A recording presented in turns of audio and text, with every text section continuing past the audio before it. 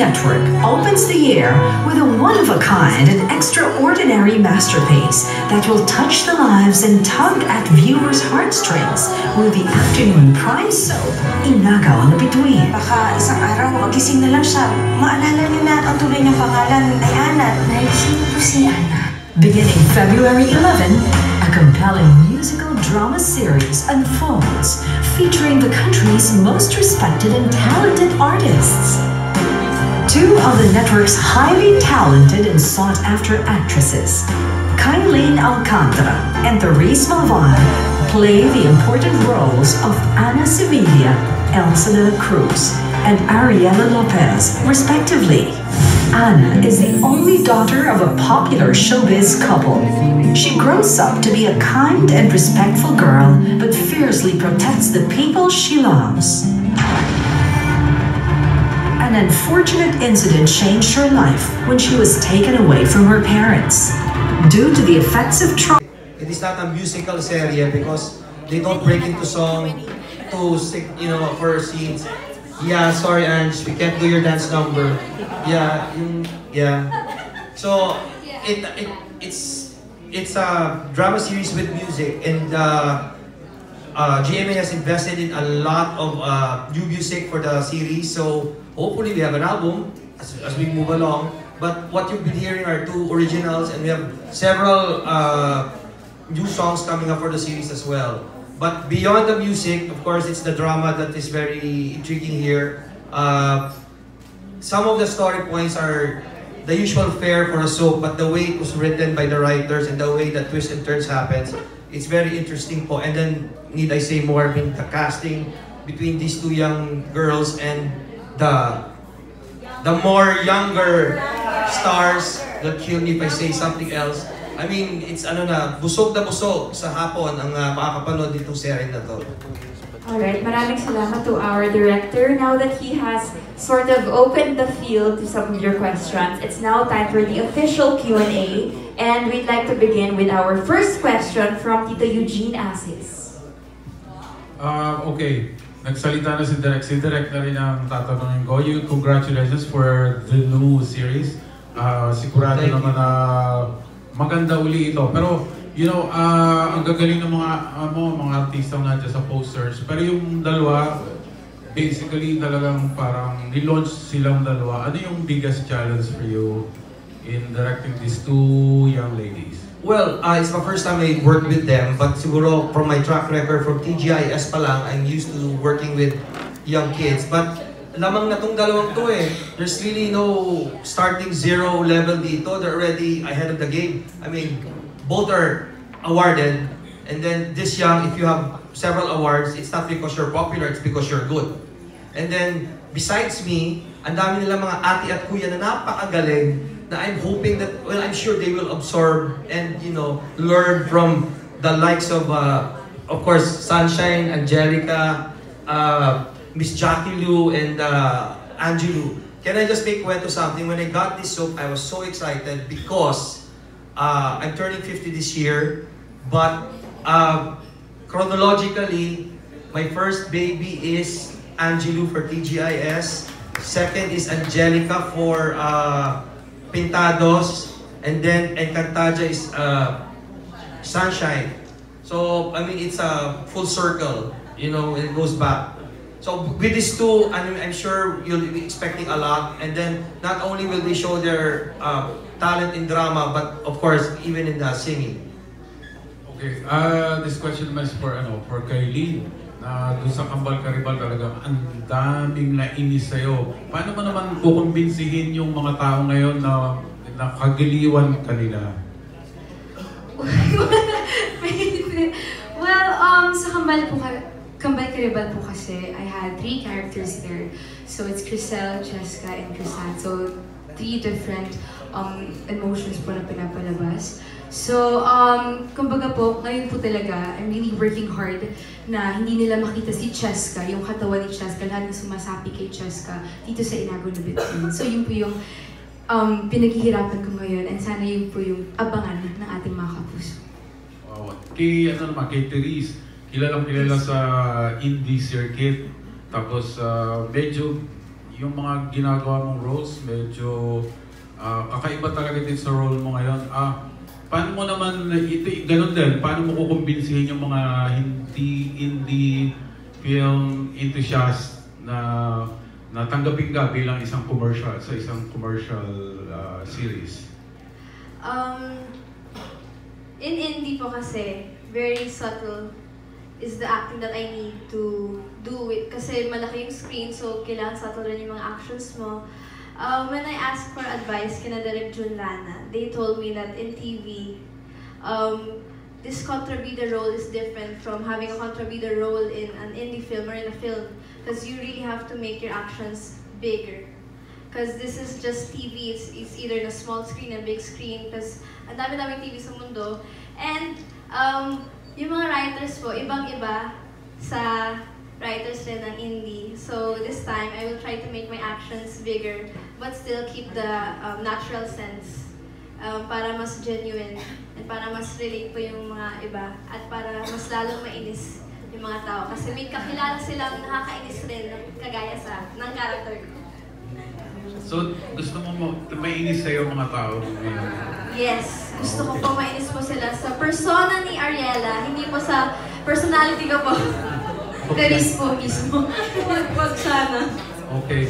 Si Kylie nagkaroon ng parang chemistry kay Bianca dun sa Kambal Karibal. So how do you parang form a bond between you two dito sa ginagawa niyo? Well, with me and Bianca po, nag-uusap po talaga kami. And then, syempre po, like outside set, we, date. So, yun po, nagkaroon po kami ng natural connection. So, yun po yung kailangan kumbaga, para kung may relate kayo sa isa't isa, and you gotta have that natural connection for things to work, for things to be, like, smoothly work. So, yeah, and yun po, kinikilala ko pa rin po si Therese until now. Getting to know stage po kami ngayon. Kumbaga sa relationship po, getting to know each other. Yes po. Thank you very much. Ay, Direk, paano mo kaya parang ipapaliwanag na wala itong kaugnayan dun sa ano yun? Between walang ningning kasi parang yung trailer is parang ganun eh. Well, I guess the milieu is the same. Once napanood mo yung classic na yon, marirelate mo nga to dito sa programa namin. Pero sobrang iba niya. I mean, umpisahan, pag napanood nyo pa lang yung first episode, you'll realize it's totally different. Ibang-iba siya. Siguro kasi meron din between walang ningning, tapos kami inago na between. Yun yung similarity noon. It's the same, it's the same field, it's the same genre map, but it's totally different. Very, very different. Okay, congrats there. Thank you.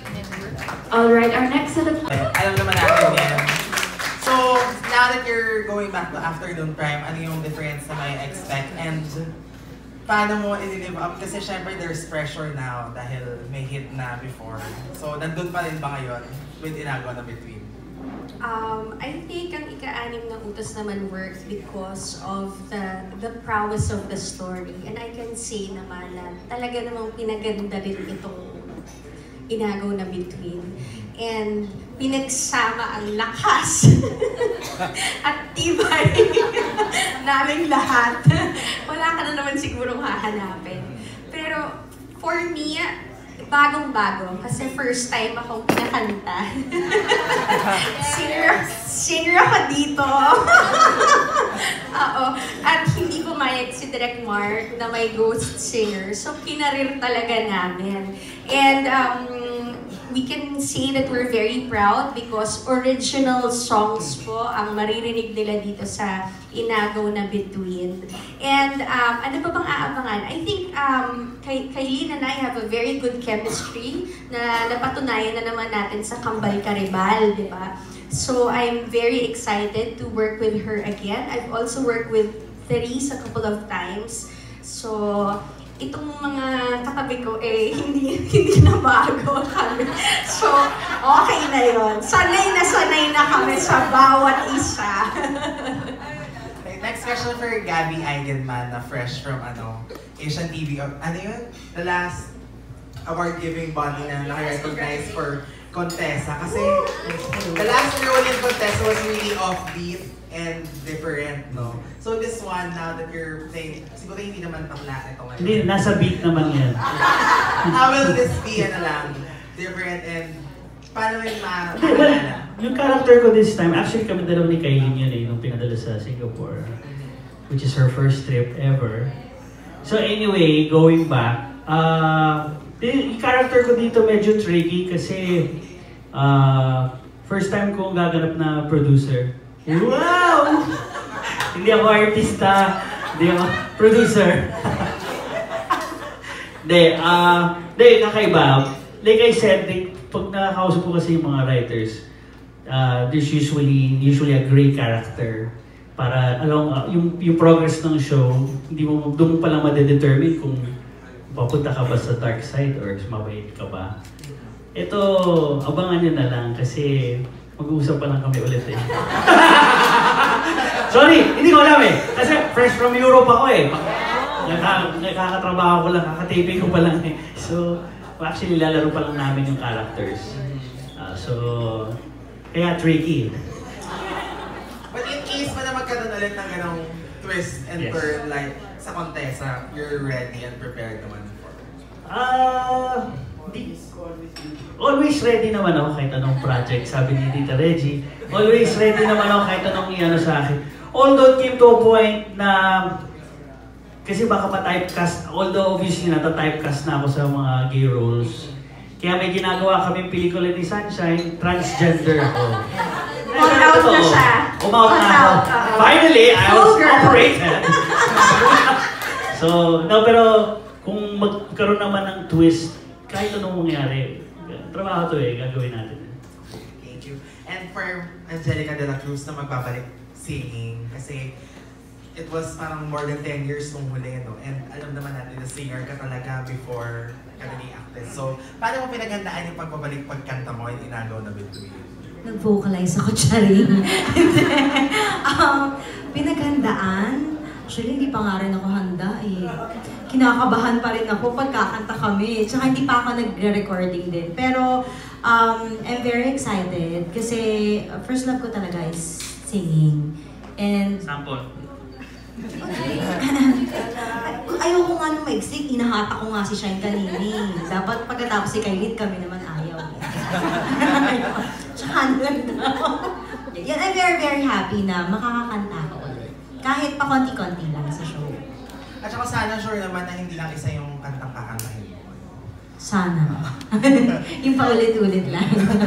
And so, last question for Sunshine, Angelica, and Angelo, because parang ang comment talaga when this show was first launched, yung pinagsama-sama yung tatlong prinsesa ng GMA noong araw, and now you're joining forces in Inagaw na Bituin. Ano lang yung nilook forward nyo when you do scenes together? And Direct Mark, paano ba na-conceive na ito yung cast na pagsama-samahin? Kasi lahat nga sila may track record.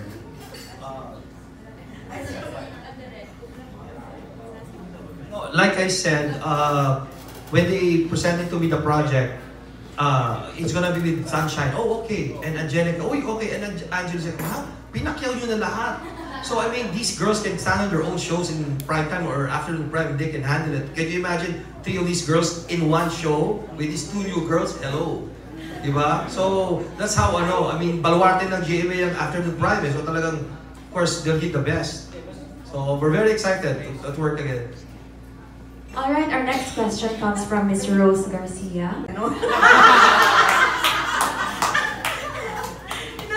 You know what, parang sabi nga ni Direk, parang it's nice to be working with yung mga dating, si Angelica napapanood mo ng siya lang, si Sunshine napapanood mo ng siya lang, ako napapanood mo, yung gano'n, yung tapos magsasama-sama yung ganong klase ng makakatrabaho mo. It's very exciting kasi I'm sure hindi mauubusan yung writers na pwedeng isipin na, di ba, na pwede nilang gawin, kaya nila itong gawin, yung yun nga, diba, like ko sinasabi, I think, Inagaw na Bituin, dahil sa sama-sama kaming mga artista, it's gonna be a blown out of proportion na pwede lahat mangyari. Yun ang aabangan sa show na Inagaw na Bituin, kasi anything under the sun can really happen.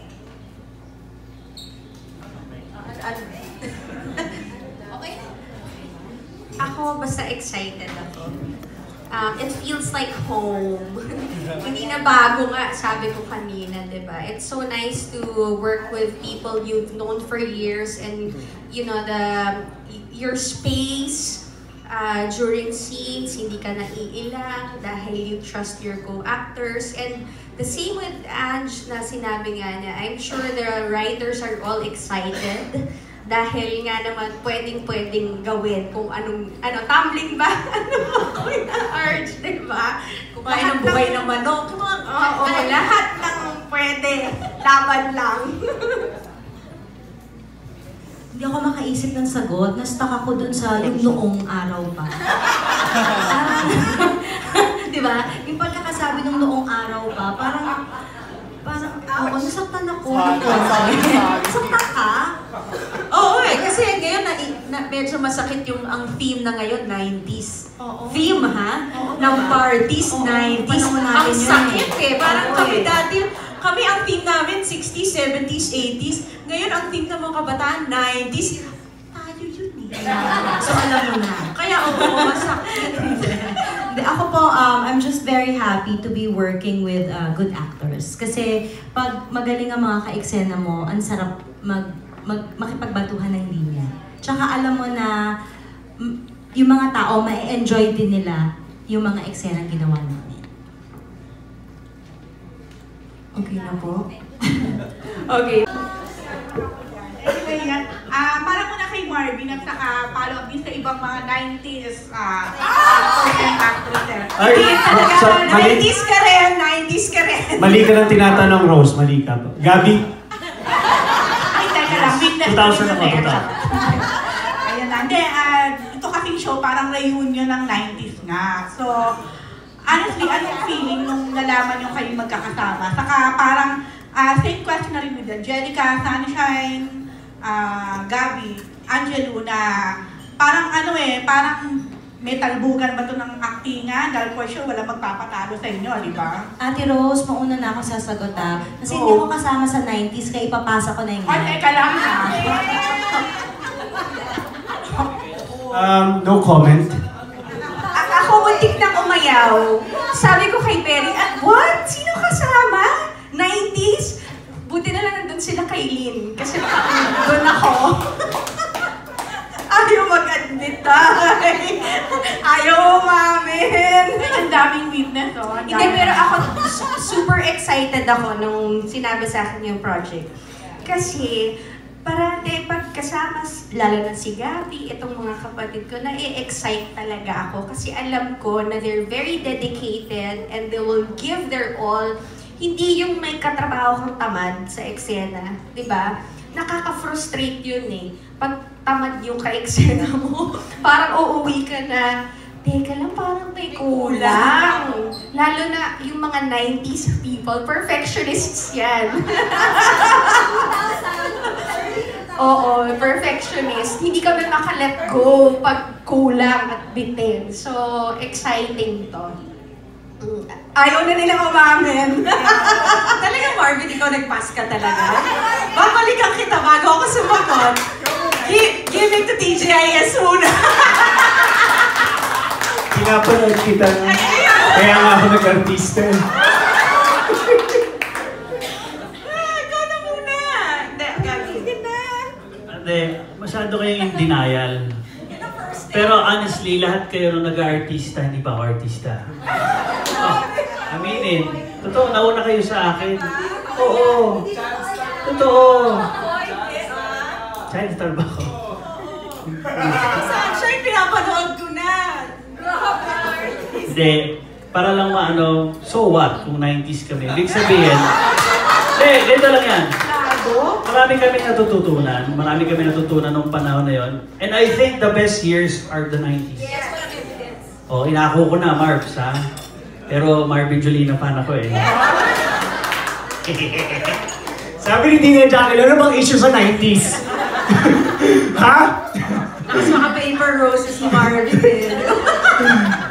Hindi, actually ako, itong ganitong klaseng casting, masarap yung trabaho kasi bukod sa masaya, kasi alam na namin enjoy yung trabaho namin, pero yung discipline ng dedication at ng professionalism, ramdam mo sa bawat artista. So, yung mga bagets natin, well, si Kylie naman kasi I've worked with her in Kambal Kariban. I know how dedicated she is. So, sarap! Very, very exciting. And this is my first project actually with Direct Mark.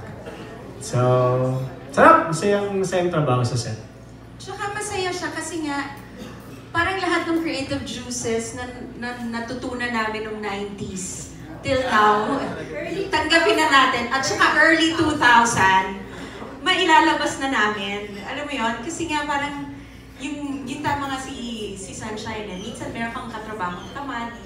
Pero ito, alam mong hindi lang yung character mo yung binabantayan mo yung buong storya para gumanda kasi alam mo yung mga katrabaho mo, hindi rin magpapalamang, hindi magpapatalo. Alam mo, they're doing their job, their characters in a way na ikaw, hindi ka pwedeng pa-petics lang nakala mo, okay na to kasi baguhan yung mga kasama ko eh. Hindi, you up your game kasi you are challenged by the co-actors eh. You are challenged in a good way. It's not competitive, but it's in a good way na we know for sure that we will collaborate nicely. Just for the sake of inagawin between. Okay, salamat. Kay Miss Jackie Lu po, anong napansin nyo, na-observe nyo rin working with these two batches ng mga artista? These two batches? Bako na hindi sila, 80s naman ako. Diba ako? Actually, it's really a wonderful cast. First time to work, first time ba tayo? Gabby, I've worked with him. Therese is my first time. Kylie, also first time. I've worked with Marvin before, with Sunshine, with Angelica. It's just really, really nice. At my age, I'm already in my 50s, but I'm still in awe when I work with them kasi huhusay talaga nila. I am inspired, and I think as an actor, no matter kung matagal ka na sa industriya, pag ang mga kasama mo huhusay, there's always something that you can take home. There's always something that you can add to what you know. It's always a joy. Truly, it has really been a joy. It's really been a blessing, so I'm very happy. Thank you po. Manolo, anong pakiramdam na being the leading Kylie and Therese?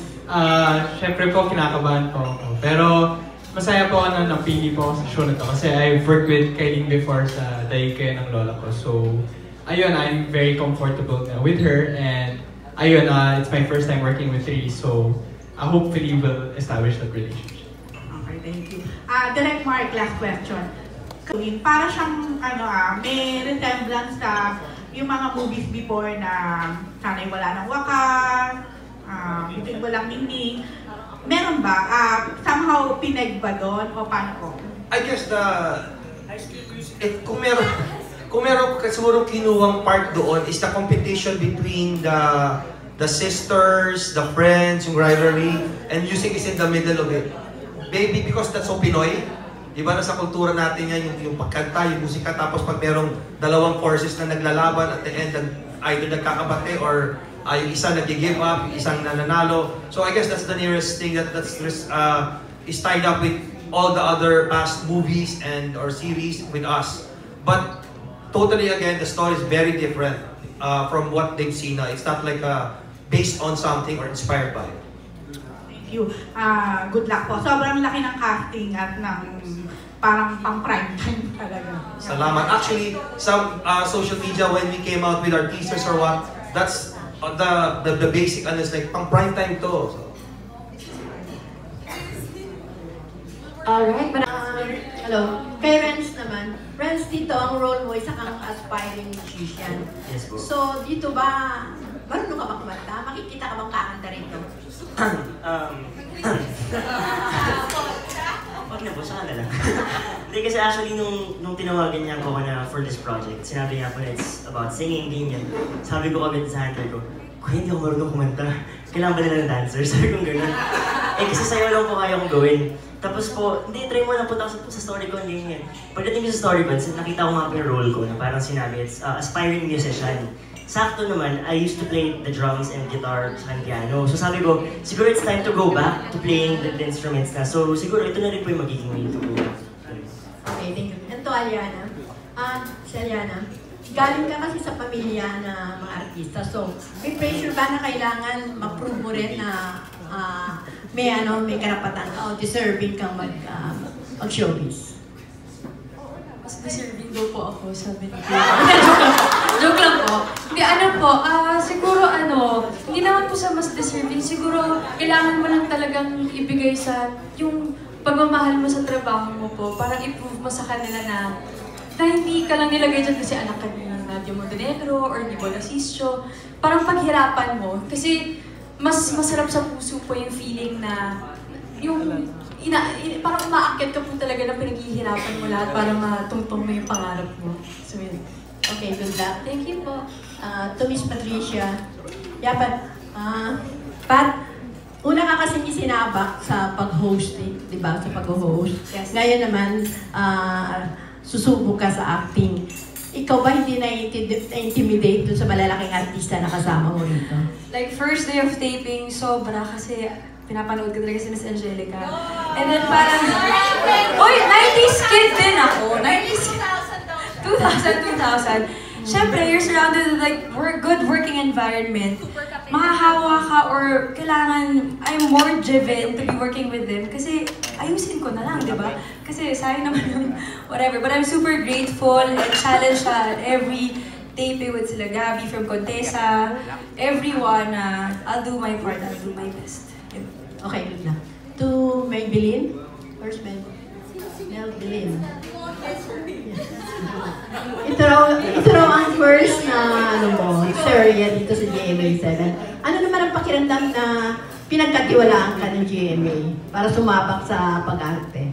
Sobrang saya po kasi dahil po sa singing lang po talaga. Pero dahil nga po sa nabigyan po ako ng opportunity na makapag-arte kasi graduate din po ako ng theater arts. So, ipapakita ko po dito na deserving ko po talaga itong character na ito.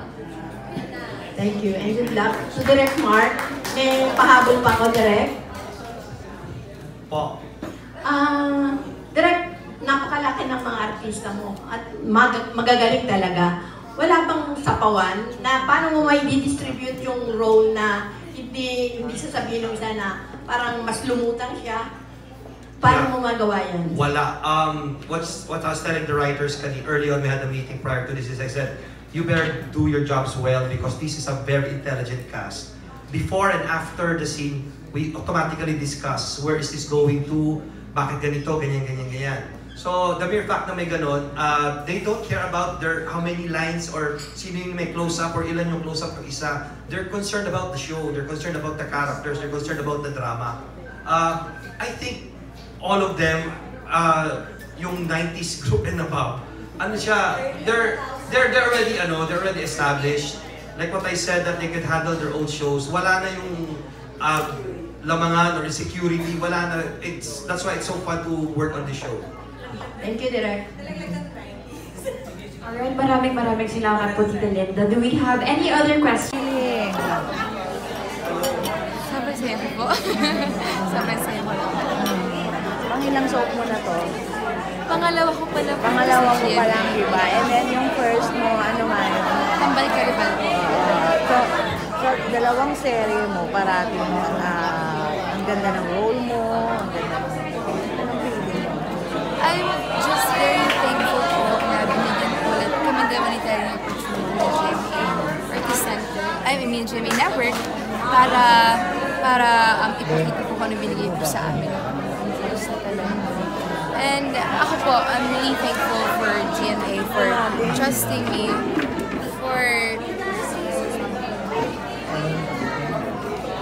with my craft po. And syempre, I don't want to disappoint them. So I'm really working hard for everything.